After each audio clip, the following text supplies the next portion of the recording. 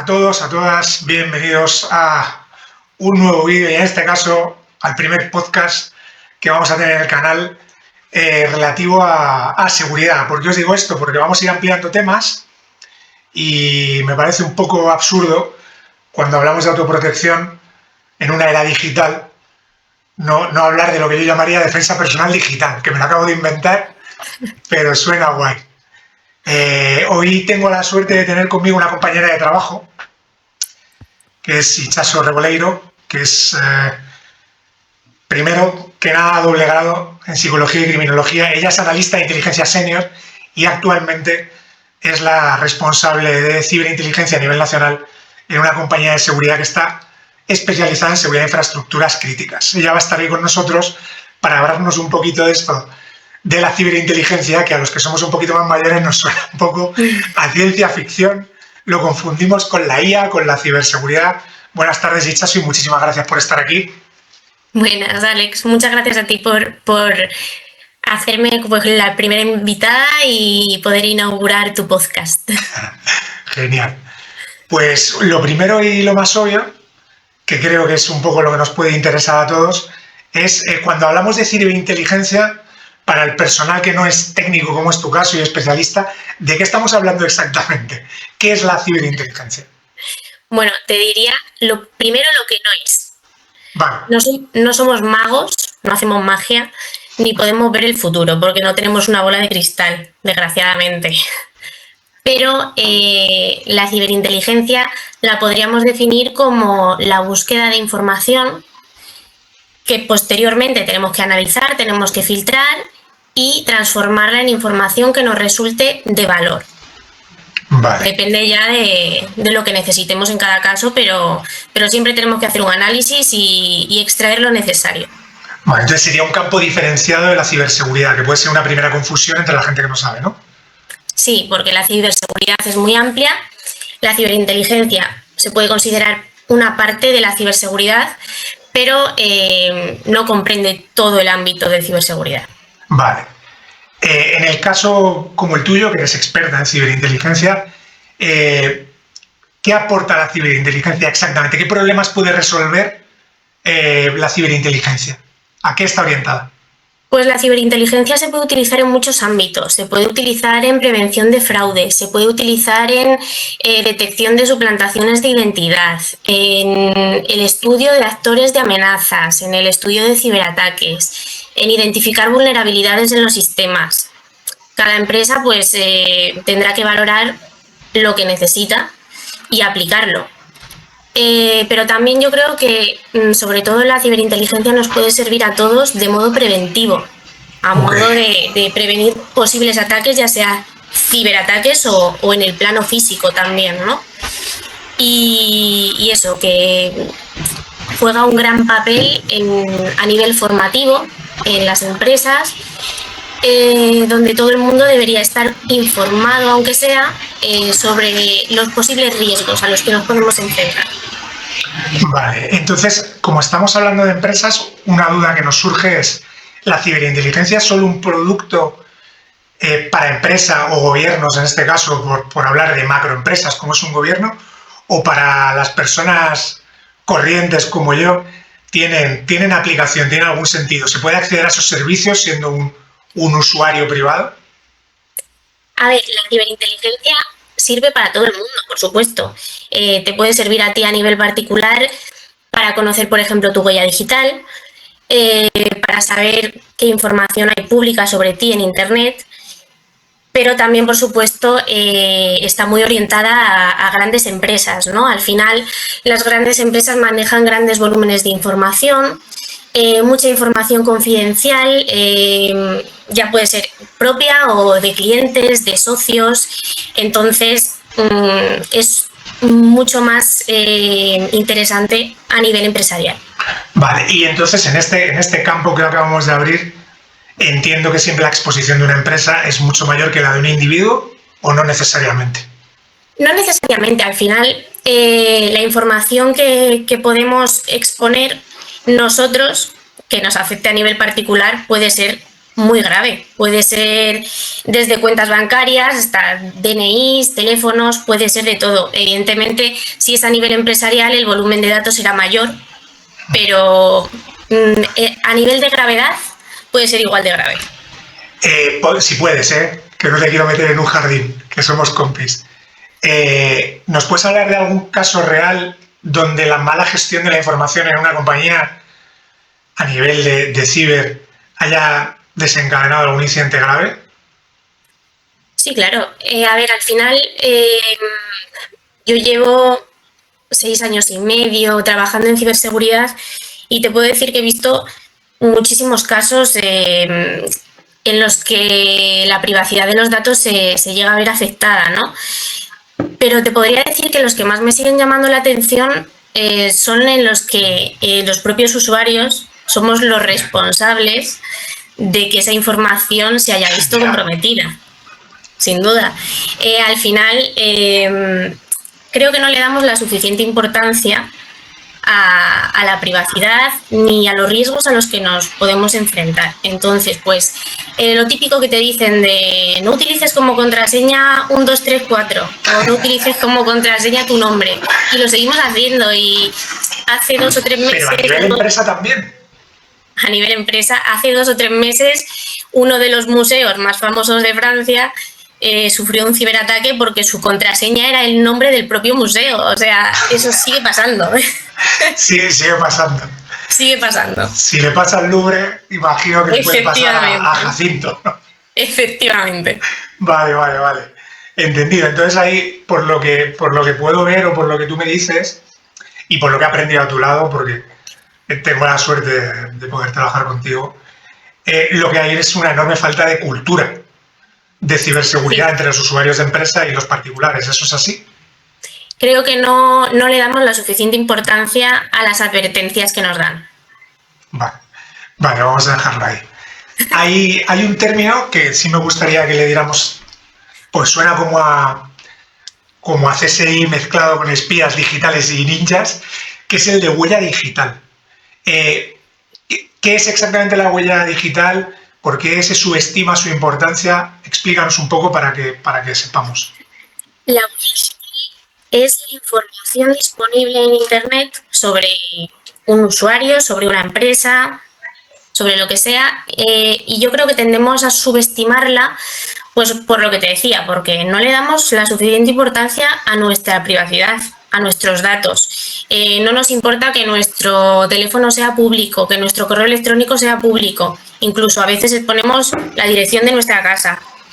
Al final, todo ello son vulnerabilidades que los atacantes pueden aprovechar y que nosotros la estamos dando de forma gratuita. Ya. Entonces, dentro de esa exposición, y ya también bajando el listón a la gente normal, ¿no? Que no está o maneja información súper restringida a una empresa, ¿qué información personal de cada uno de nosotros suele estar expuesta en Internet sin que seamos conscientes? ¿Qué tipo de información es y hasta dónde nos puede afectar? Yo he visto de todo. He visto DNIs, he visto teléfonos, he visto direcciones de correo electrónico, direcciones de casa, las firmas, que no les damos la suficiente importancia a nuestra propia firma, pero puede estar subida en un documento en Internet y, por supuesto, la pueden utilizar para falsificarla en otros documentos de mayor importancia. Pero, por ejemplo, en plano físico, para personas que su seguridad física también supone un riesgo, igual para mí no, pero para otra persona más importante sí, pues eso, la dirección de los domicilios, la dirección del colegio de tus hijos, en el club deportivo al que van, todo eso al final es información que se puede aprovechar. Si alguien quisiera, ya entramos en el terreno de, como llamo yo, los ninjas digitales, ¿no? Que me encanta. Si alguien que sabe quisiera investigar a una persona solo en fuentes abiertas, que creo que lo llamáis SOSINT, una persona que sepa de todos estos datos que nos dice, ¿hasta dónde podría llegar en fuentes abiertas? Hasta la cocina, si quiere. No te digo que en todos los casos, pero hay gente que expone todo. que expone toda su vida, en todo momento, a dónde va, con quién está, con quién se relaciona o con quién se deja de relacionar. Entonces, no nos preocupamos por nuestra privacidad digital. ¿Y eso sería legal? ¿Esa búsqueda sería legal si es en fuentes abiertas? Si es en fuentes abiertas y los perfiles son públicos, no hay ningún tipo de problema. Otra cosa es que nosotros tengamos los perfiles privados y acceder a ellos ya sí supondría una infracción. Una infracción. Pero entonces alguien que sepa puede llegar prácticamente a todo lo que tenga subido en la red. Efectivamente. De alguna manera. ¿Somos más vulnerables por lo que publicamos nosotros o por lo que los demás publican de nosotros? Me refiero a empresas que tienen datos tuyos, cesión a terceros de datos, aunque Sí. la Ley Orgánica de Protección de Datos lo tiene bien regulado. ¿Qué nos hace más vulnerables? ¿Lo que maneja Amazon mío o lo que yo subo a mi Facebook? A ver, es una buena pregunta porque al final, aunque tú te preocupes muchísimo por tu privacidad, si luego otra empresa u otra persona de tu entorno va a exponer tu información, pues al final no nos ha servido de nada esa precaución previa que nosotros mismos hemos tenido. Entonces, te diría que en la mayoría de los casos somos nosotros mismos los que nos exponemos. Porque lo que te decía antes, en las redes sociales subimos cualquier tipo de contenido, damos nuestro número de teléfono en cualquier formulario web o nuestro correo electrónico, pero bueno, sí que existe la posibilidad de que una empresa pues pueda llegar a ceder un dato o algún tipo de información confidencial, pero yo creo que sin duda nosotros somos los mayores responsables. Y por meter un poquito el dedo en la llaga, tú dirías, porque además de ciberseguridad también sabes mucho, que nuestros datos cedidos a terceros están en buenas manos. En general es un entorno seguro cuando tú le das un número de cuenta a una plataforma. Nunca. Nunca. Nunca. Demoledor, vale, venga. Estupendo. Chicos, no ha sido la respuesta. Nunca. Hay que volver al papel y al boli. Desde luego, siempre es lo más fiable. Sí. Hay que volver a lo analógico. Bueno, dentro de todo esto que da un poco de miedo, vamos a ir por partes. Redes sociales, que es algo ahora que es una enfermedad, incluyendo esto.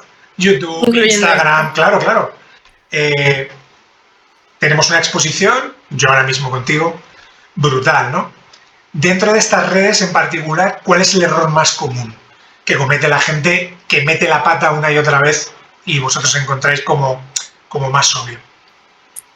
Pues sobreexponerse, o sea, tener esa necesidad de contarlo todo, de decir dónde estás, a qué hora vas, exponer tu rutina diaria, las personas con las que estás en todo momento.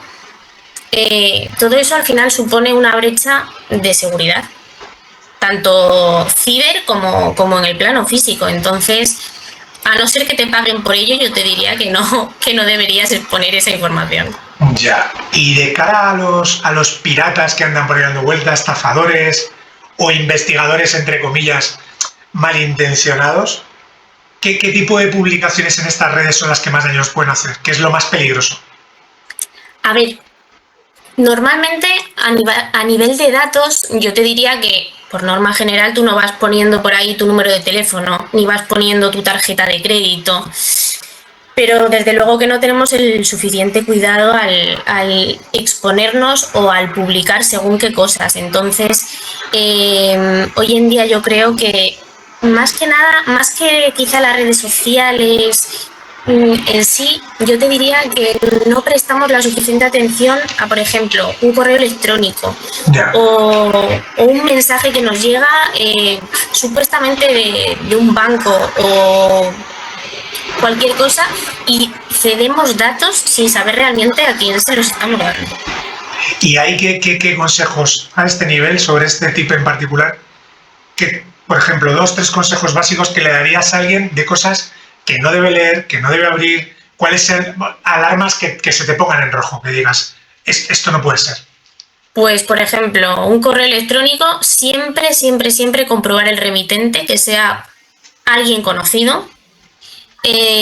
Nunca descargarte archivos desconocidos en tu ordenador, en tu móvil, donde sea, ni acceder a enlaces que te llegan de correos que no conoces y, por supuesto, nunca dar información personal a través de ellos, nunca. Bueno, a veces vienen muy bien camufladas detrás de siglas oficiales. Sí. Debemos tener en cuenta también que, por lo general, ninguna empresa ni ningún banco te va a pedir información personal a través de estos medios, ni incluso por llamada. O sea, hoy en día es muy complicado que te pidan ese tipo de información. Normalmente deberías acudir a la entidad bancaria o seguir un proceso quizá a través de la aplicación oficial de esa entidad. Y es que nosotros confiamos mucho en que, nos llega un mensaje del banco pidiéndonos nuestra tarjeta de crédito, se la voy a dar. Pues no se la des porque no va a ser el banco. Sí, o sea, que a veces que somos muy, muy incautos, por lo que me estoy dando cuenta. Muy confiados. Muy inocentes. Sí. Muy inocentes. En las redes, que yo tampoco soy ningún experto, lo de YouTube, esto es una cosa que me ha venido a los 50 por X motivos. Pero hay cosas que a mí me llaman la atención. Por ejemplo, los contenidos temporales, los stories y demás, es más seguro un contenido temporal. Es una sensación de falsa seguridad. ¿Es igualmente vulnerable el contenido? A ver, es cierto que los stories temporales en Instagram, TikTok, etcétera, son accesibles. Por ejemplo, lo publico yo y es accesible para ti durante 24 horas, ¿no? Después de eso tú no lo puedes visualizar, pero, el gran pero, hay muchas redes sociales que ya crean un archivo histórico de tus publicaciones. Entonces, aunque se hayan borrado, tú puedes seguir accediendo a ellas. Y también durante esas 24 horas, tú no te puedes asegurar de que nadie haya guardado ese contenido o que se hayan aprovechado o que lo vayan a publicar ellos luego en cualquier momento. Entonces, es una falsa sensación de seguridad, bajo mi punto de vista. Vale. Ya que hablamos de redes, y si quieres, la más peligrosa. Venga, mójate. La más peligrosa. Todas son peligrosas, pero por el nivel de uso, quizá, te podría decir que Instagram es una de las más utilizadas hoy en día. Y entre la gente joven, TikTok está muy, muy arriba también. A nivel de gente joven, y ya que estamos hablando de eso, porque al final yo vengo de una cultura mixta de la seguridad y de la prevención y la investigación, pero claro, yo pienso en esas redes en menores, ¿no?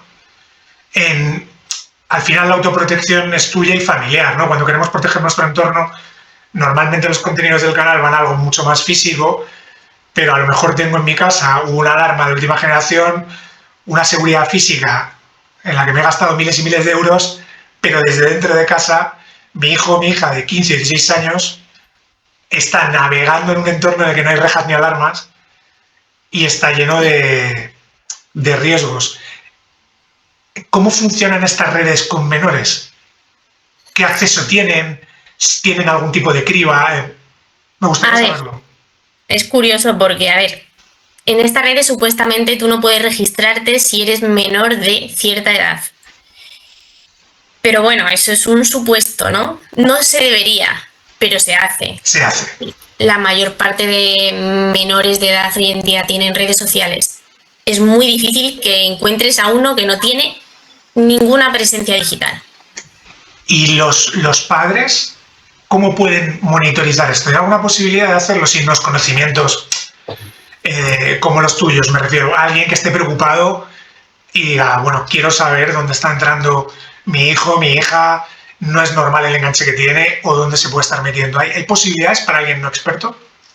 Hombre, hoy en día los dispositivos ofrecen métodos de control parental por el que los padres pues, pueden ver dónde están entrando sus hijos, a qué páginas acceden, qué redes sociales utilizan, incluso limitar la franja horaria en la que pueden acceder, el tiempo de uso. Entonces, si realmente están preocupados por la seguridad digital de su hijo o incluso la suya, pues sí pueden utilizarlo, sin tener un conocimiento súper amplio en esta materia. Vale, no sería complicado, me refiero, para una persona no experta, ¿no? No. Vale. Lo de la información que es demasiada la que compartimos y que debería alertarnos, ya nos lo has dejado claro. Vamos a ir al otro lado. Dame 3, 4, 2 hábitos fundamentales que tendría que tener cualquier persona en Internet. Hábitos de me levanto, me lavo los dientes, me ducho. Hábitos cuando abres tu ordenador o cuando lo apagas. Hábitos. Nuestro ordenador, bueno, nuestro teléfono móvil, que yo creo que hoy en día es lo que más utilizamos, pero lo que te decía, no sobreexponernos, eso fundamental. No tenemos la necesidad de estar contando cada minuto de nuestro día. Prestar mucha atención a detalles que nos puedan parecer insignificantes. Leer con mucha atención, pues eso, mensajes, correos electrónicos, verificar destinatarios, comprobarlo antes de dar cualquier tipo de información, y si tenemos cualquier duda de si puede ser o no ser real, llamar por teléfono a la persona, a la empresa, a lo que sea, y decir, oye, ¿es vuestro? Verificar, ¿no? Verificar siempre. Y por último te podría decir que debemos mantenernos actualizados e informados sobre los nuevos ciberataques y también sobre la metodología que utilizan los atacantes. Sobre todo hoy en día te diría que con la inteligencia artificial debemos tener especialmente cuidado, y en los próximos años va a ser un riesgo muy, muy alto. Y donde eso me parece súper interesante. Una persona, por ejemplo, como yo, que no tenga claro, como tú, dónde debe recurrir, ¿en qué foros puede informarse de eso? ¿Dónde puedes tener un sitio que tenga una información de calidad a la que yo vaya y diga, oye, ¿qué estafas están ocurriendo ahora? ¿Dónde podemos ir los que no sabemos a aprender? Pues bueno, yo te diría que en nuestro país tenemos la suerte de tener grandes profesionales en ciberseguridad. Y yo acudiría siempre a fuentes oficiales como puede ser la del INCIBE, donde siempre suelen publicar alertas de las últimas vulnerabilidades, de los últimos ciberataques. Y no te digo que lo leas todos los días, pero bueno, si realmente te interesa el tema y quieres mantenerte informado en este campo, pues es una buena fuente a la que acudir. Vale, o sea, fuentes oficiales, porque hay información disponible si te preocupas por encontrarla, ¿no? Eso es. Vamos a suponer que alguien está escuchando esto y dice, joder, quiero salir de ahí. Esa huella digital de la que hablábamos, una vez que yo he subido lo que no debería haber subido, ¿se puede borrar? ¿Es posible sacarlo de ahí o ya no hay nada que hacer? A ver, no es imposible, pero es muy complicado eliminar la información que ya hemos subido a Internet o que han subido a Internet sobre nosotros. No te voy a decir que es imposible al 100%, porque en algunos casos sí que se puede eliminar. Se puede, pues no sé, si has participado en un proceso selectivo, por ejemplo, se ha publicado un boletín en el que aparece tu DNI. Pues podemos solicitar que se elimine esa información, porque al final expone datos confidenciales, privados, pero a nivel ya más quizá personal, de redes sociales y todo esto, es muy difícil eliminar nuestra huella digital.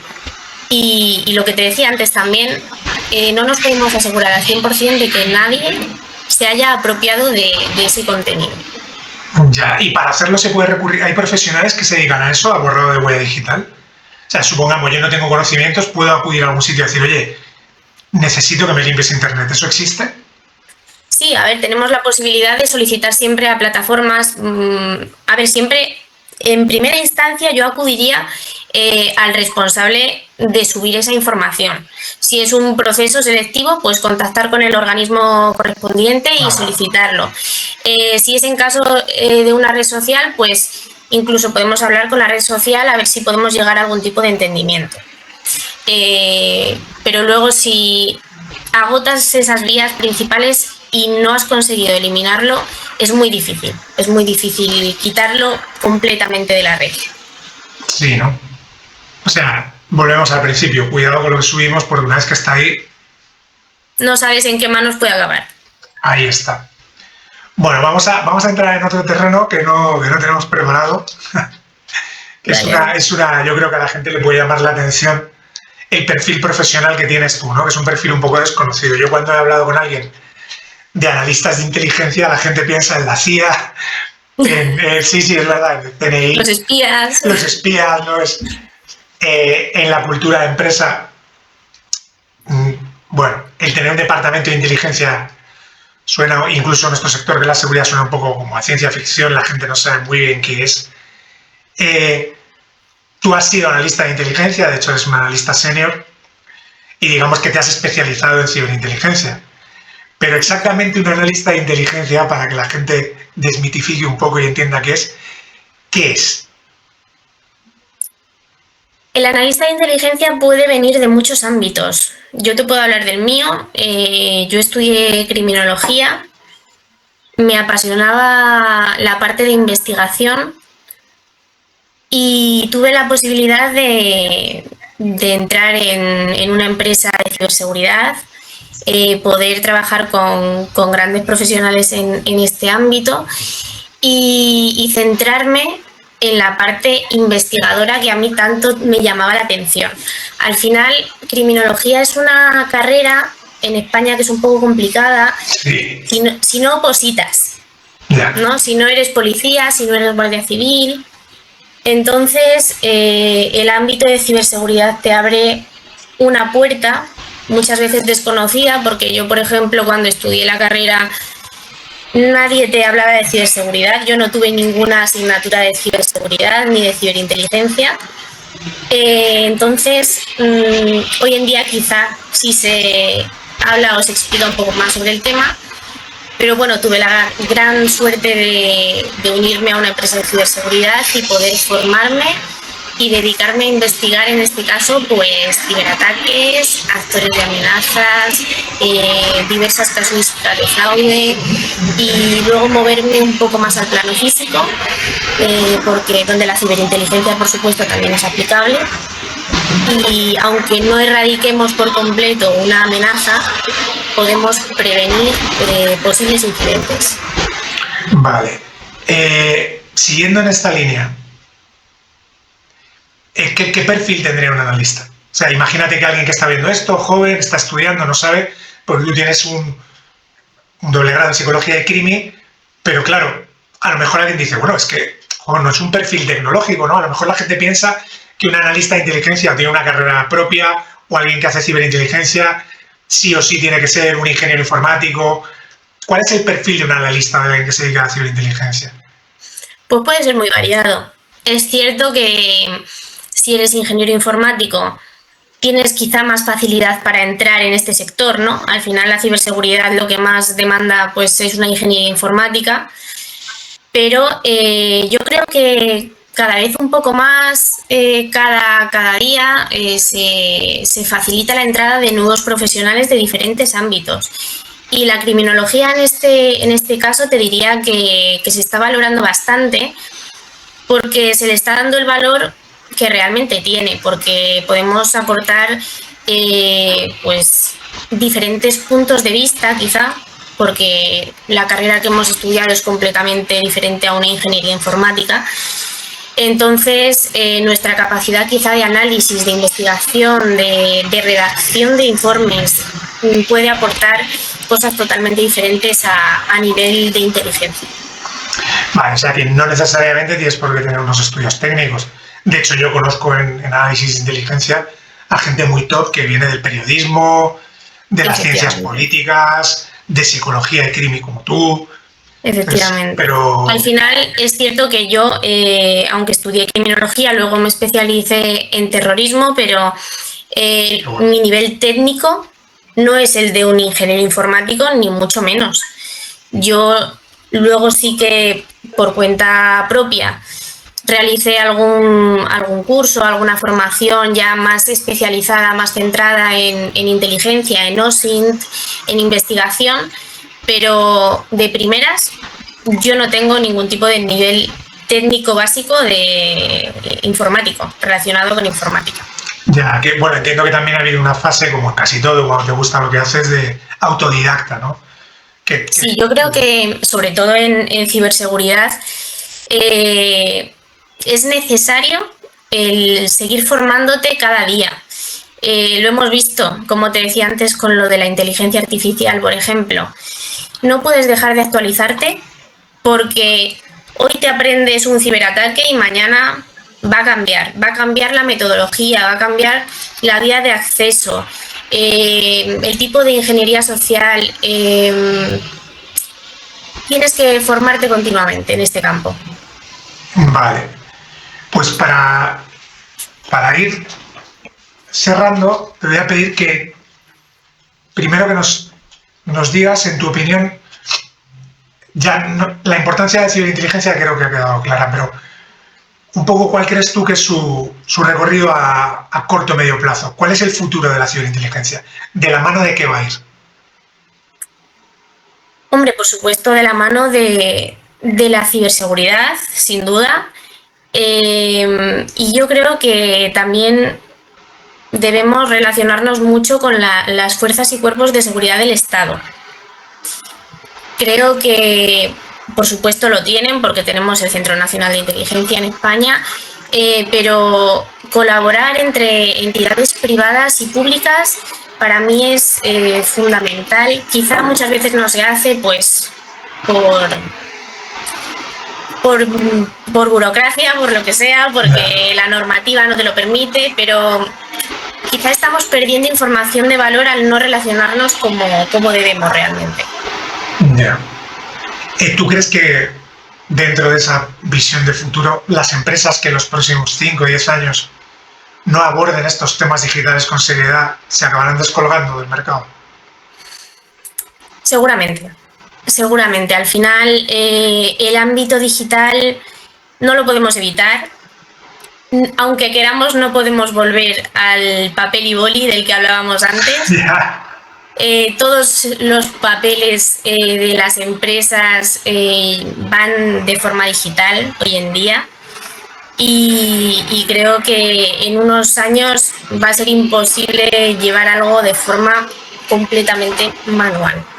Tenemos que estar preparados para ese cambio y estar dispuestos a aprender y formarnos para poder afrontarlo. Y por último, si tuvieras que definir la posición de España en este mundo de la ciberinteligencia, las empresas españolas, de lo que tú conoces, del ámbito nacional, ¿qué puntuación le darías? ¿Cómo estamos respecto al resto del mundo en digitalización de empresas, ciberseguridad, ciberinteligencia? ¿Cómo lo ves? Hombre, en España tenemos de todo, ¿no? Habrá empresas que están más actualizadas y otras que menos. Pero yo creo que en general tenemos grandes empresas que están muy bien formadas, tienen grandes profesionales. Quizá no los valoramos lo suficiente, pero, hombre, quizá no podemos competir con países como pueden ser China, Estados Unidos a nivel digital, pero somos una gran potencia y debemos centrar en dar el valor que merecen a esos profesionales. Vale, pues me gusta lo de somos una gran potencia, que tenemos cierta vergüenza en España a veces de decir que lo hacemos bien, me parece muy bien, estoy de acuerdo además.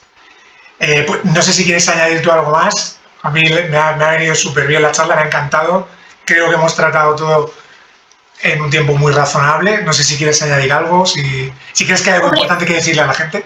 Me gustaría dejar un mensaje final, que es que demos la importancia que merece a nuestra propia privacidad, que seamos muy cautos con la información que compartimos en redes sociales, porque muchas veces no le damos el valor que merece, y que nunca demos información confidencial,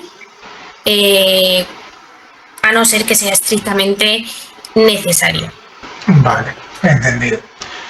Pues por mi parte agradecerte que me hayas hecho un hueco, que sé que estás hasta arriba, me lo has dicho antes, que estás ahí saturada de trabajo. Agradecerte muchísimo el tiempo, tu conocimiento, la información que nos has dado, la amabilidad de ser la primera invitada del podcast. Bueno.